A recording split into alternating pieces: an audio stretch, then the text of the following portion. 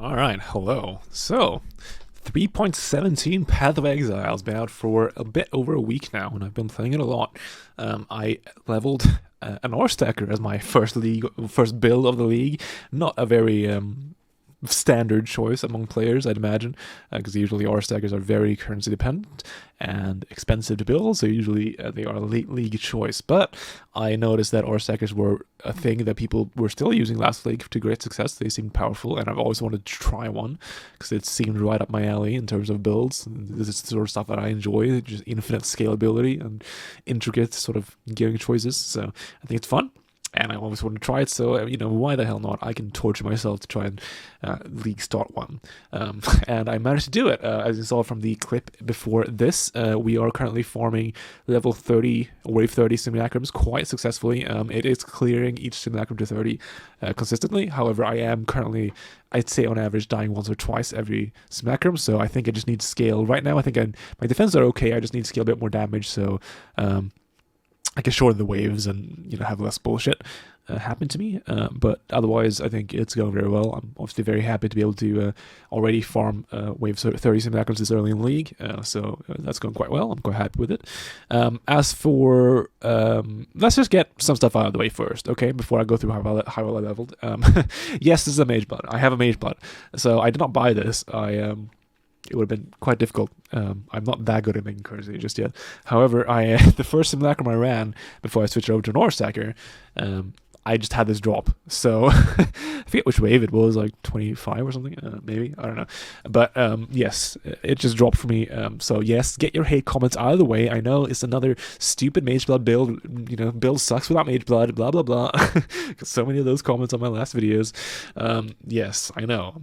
I just like the item. But okay, so this build actually is totally fine without mage blood. If you look at POE Ninja, the way people doing it, there are some people still already doing it, or stackers right now, and they are not using mage blood as far as I can see, and they are doing completely fine, and in some cases they're actually probably better off than me gear wise. So you can get around the bonuses you get from mage blood completely by using like a crystal belt or a Stygian vice, and I'll go over that when we get that point. But yes, so how do I level? So obviously you can't really level as an ore stacker. I'd say you need to be about level 92 to get this running, and even then it'll be kind of miserable because you need a set amount of ore effect, and you need a certain amount of skill points to get the clusters and the jewel slots you need, which we'll go through here in a bit. But so before level 92 you really can't do it, even if you have all the gear, so you need to level as something else. So I'm leveled as a Spectral Helix Scion. I basically just took the Deadeye Spectral Helix Trinity builds that people were posting as good league starters. I just took one of those and I just made it a Scion. Just copied the tree basically, and just took the Deadeye Epicenter and some other stuff, and it worked out fine. It was doable. It could do some early waves of Simulacrum just fine. It wasn't amazing, and I kind of don't like Spectral Helix, so I would try to switch out of that as soon as possible, but it did fine for leveling and early mapping. The way I started making currency before Simulacrum was I did Delirium Orb maps that were just juiced up. So I think a lot of content creators have covered this strategy before. I just sort of lucked into it because I just thought I saw this tree and I just thought I liked Delirium, so I just took a bunch of the Delirium Orbs. This is not actually the tree I was using exactly, but it's similar. I just took a bunch of the Delirium nodes and I took a lot of the free like juicing stuff. So a lot of the free Harbingers, buffed up abysses, more Harbinger stuff.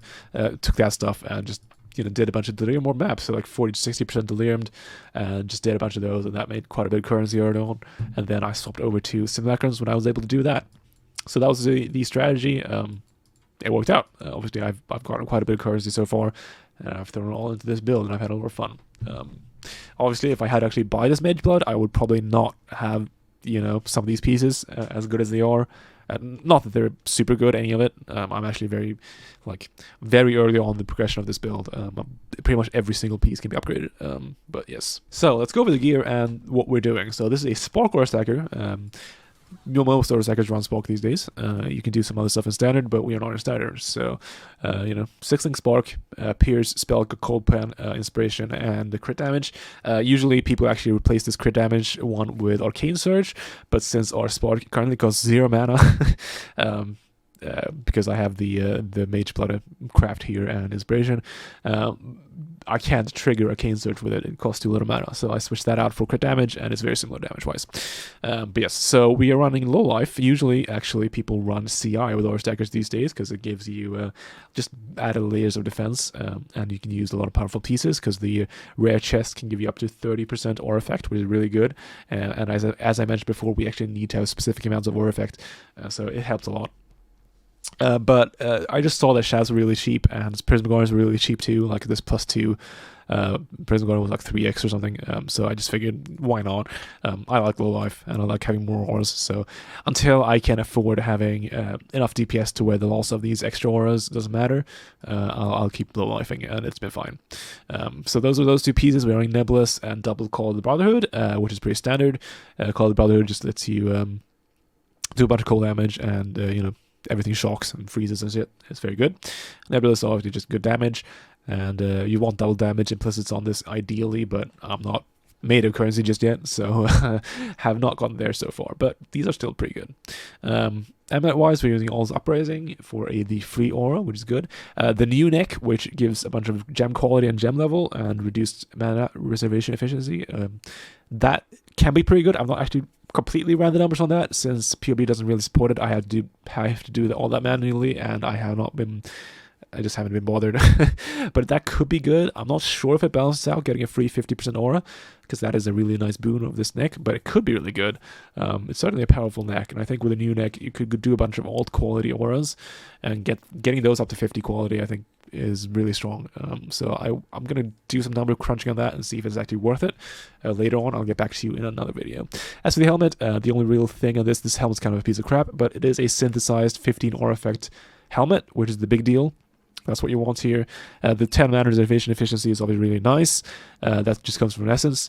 And yeah, so the other stuff in this neck helmet is kind of trash. I need to get a better one, but yeah. As for the enchant, I just got that myself. It's pretty easy getting enchants on your own, seeing as there's a lot of hits. You can get Spark enchants and get all the different aura reservation enchants, which is nice. So I just got that Malevolence one myself.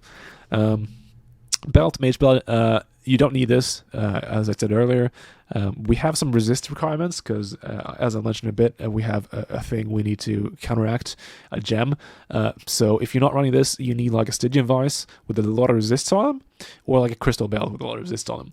That's generally what you need. But it is fine. People have an aura running it. If you look at POE Ninja, people are running this exact build without Mage Bloods, and it's completely fine, and it runs fine, so you don't need this. Hands with High Templar or the gloves. You don't need these either. If you don't want to get one of these, I don't know if they're expensive now or not. They were pretty cheap when I got them, but they probably have gone up a bit.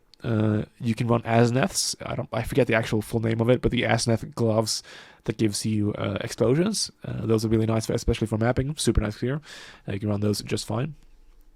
And then for the boots, this is one of the big changes from last league. So we used to, or they used to run March of the Legion as the boot slot because that gave you 4 free auras, but that item has been nerfed to the ground now and is basically unusable. So now we just use the standard. There's actually quite a nice pair of boots. You use the standard Tailwind Elusive Onslaught boots just because they're good. And yeah, but so basically you might think that's a big deal that we lost 4 auras and that being a big nerf, but that's not as big of a deal as you might think, because we also got, as the same time as we lost 4 auras, we got this jewel. So Melding on the Flesh, it gives you -71 to your all reses, but it also makes it so that all your elemental resistances are capped by your highest maximum elemental resist. So what that means is that you only need to raise the cap of one of your elemental resistances instead of all of them, which means you only need to run 1 purity instead of 3. So that frees up 2 auras already. So suddenly the loss of 4 auras is not that big a deal because we free up 2 other auras. So we are only running Purity of Lightning right now. So at the 23, it gives us 5 additional maximum lightning res, and this is the reason we want one of the reasons we want to hit exactly 300% aura effect is because at that point it gives you 15 maximum aura res, which puts you at 90. So that's the goal you want to hit, and yeah. So with the extra mana we get from not having to run all the purities, we can run a bunch of other stuff. So let's go through that. And if you're wondering, yes, we are getting -71 to all res.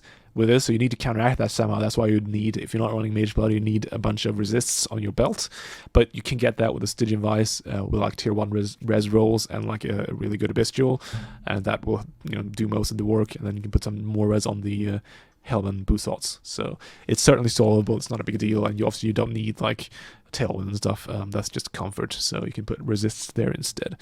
But yeah, so if we go through the auras here, we're running, I believe, 13 auras right now. So we're running Wrath, Haste, Hatred. We're running Grace, Malevolence, Determination for the defenses. Defiance Banner, Vitality, Clarity, and Herald of Ice and Thunder, and Precision. And we're also running Pure Lightning. So those are auras, and Zeldry as well, we're getting from the ring here. So those are all the auras we're running. They are doing quite a lot of work for us. That's quite nice. As for specifics, so we're also running Smite.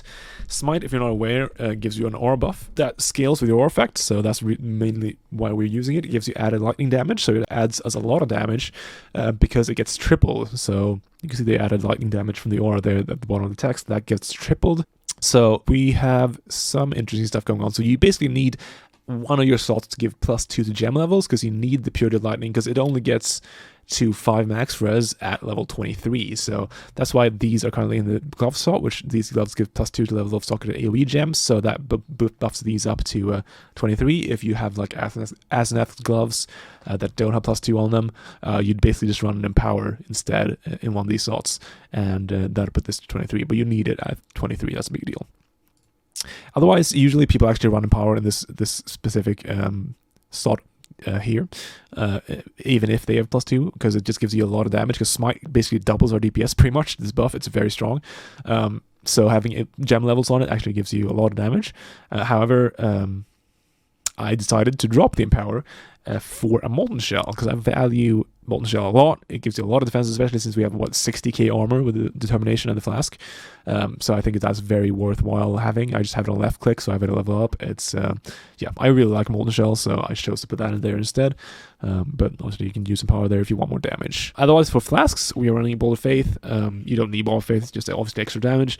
You can get, like, Cinder Swallow or something to get more, yes, yeah, whatever. You can get whatever you want here.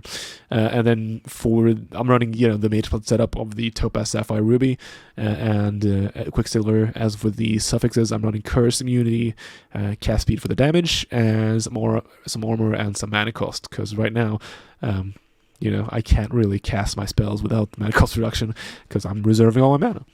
So if you look over the passive tree, this is what we're running. So I'm currently running 2 voices, 3 passive voices, which aren't as expensive as you might imagine. They're like 10x each. Obviously still expensive, but they're not too bad. And then 1 large cluster with Storm Rider. It's the main thing, which gives you power charges, which is quite strong, since we are indeed shocking shield enemies all the time. And then we also have some random damage here. So obviously upgrade-wise, these would eventually become 1 passive voices, but that's a while off. But that gives you even more passive points to work with, and that'd be nice. Otherwise, we're getting all the aura nodes we possibly can without, going too out of our way to get them.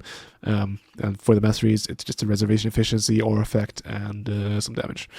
As for what's happening here in the middle, this is how we're getting most of our damage. So our build is a Spark crit build, so we need a little crit multi, and this is where we get pretty much all it. So we are using Transcendent Flash. This gives you 7 crit multi per 10 strength on unallocated passives in radius. Now, these usually don't have any strength, and we have 2 of these. However, we're running a Lethal Pride. This is very standard. All the aura stackers pretty much running this last league and for a while now. But this jewel here gives all these unallocated nodes strength, which obviously makes them work with this, and that makes these 2 jewels give us a lot of crit multi. So that's a lot of our damage right here. It's quite nice. Otherwise, for what we're doing for clusters, we have 2 mediums with purpose for 3 mediums actually with purpose for Harbinger, which gives us 40% aura effect combined across all those 3 purpose for Harbingers. And then we are running 6 small clusters with mana reservation and introspection, which is 10% aura effect. So aura effect wise, we have a breakpoints here, so it's pretty important as an aura stacker to hit 300% aura effect. That's kind of where you want to be, because 300% aura effect with a level 23 Pure Lightning lets you hit 90% auras, because 300%, because Pure Lightning gives you 5 additional max res when it's at level 23, and obviously that times 3 is 15, which puts you at 90. So that's where you want to be, and obviously Aura Effect scales really well with all auras. It gives a lot of damage and a lot of survivability, so that's where you want to be, and it's kind of tricky to get this number, usually, especially if you're low life, because if you're running CI, which is sort of the proper meta way of doing Aura Stacker these days, you get a bunch of Aura Effect on the chest, because you can just get around an Influence chests, which has been, Maven Orbed, which can give you 30 Aura Effect, and then you can get a rare shield with Aura Effect on as well, so that's a lot of free Aura Effect, and you couldn't easily compensate for that for low life without just running Voices and a bunch of introspections. However, we have something new here. So we have now these jewels. So these are the new, I don't know what to call these jewels, but they give you another Ascendancy passive. So I'm using them for Guardian. Now, Guardian is actually not the extra one we're getting. So let's look at our Ascendancy, right? So ignore this bit. So usually when you're leveling, or when if you don't have those jewels, the Ascendancy you'd get Guardian and you'd get Necromancer for the different aura things they give. So just its defenses here and some cast speed here. That's the standard stuff you do. But since we can get another one with these jewels, the other one we're getting is Champion, which gives us another 15%.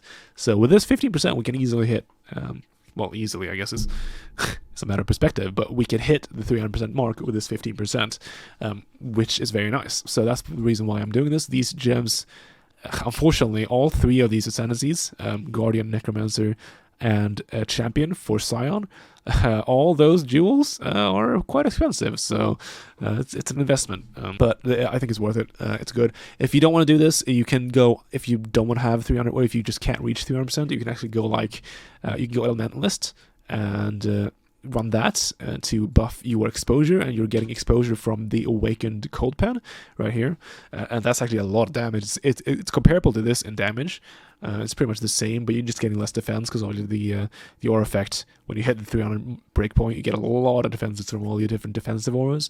So it's not as good as doing what I'm doing here, but it is good damage-wise if you just want a cheaper option with these, because the Elementalist jewels are like 20 C each, I think. They're really cheap. So you can do that, and damage-wise, that's totally fine. As far as unique jewels, or just jewels in general, Watcher's Eye, always one of these. It's pretty flexible what you can get here. Since we're so many auras, you can kind of pick and choose.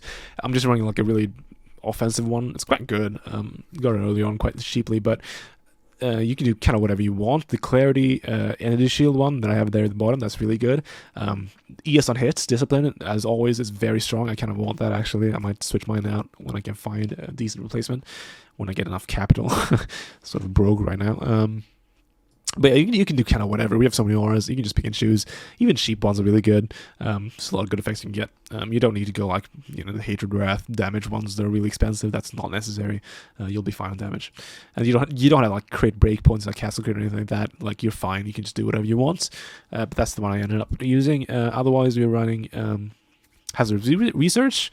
For the Spark Circle, so your Spark fires in a circle around you instead of just in front of you. It's just really nice quality of life for clear, and it's really good for Simulacrums.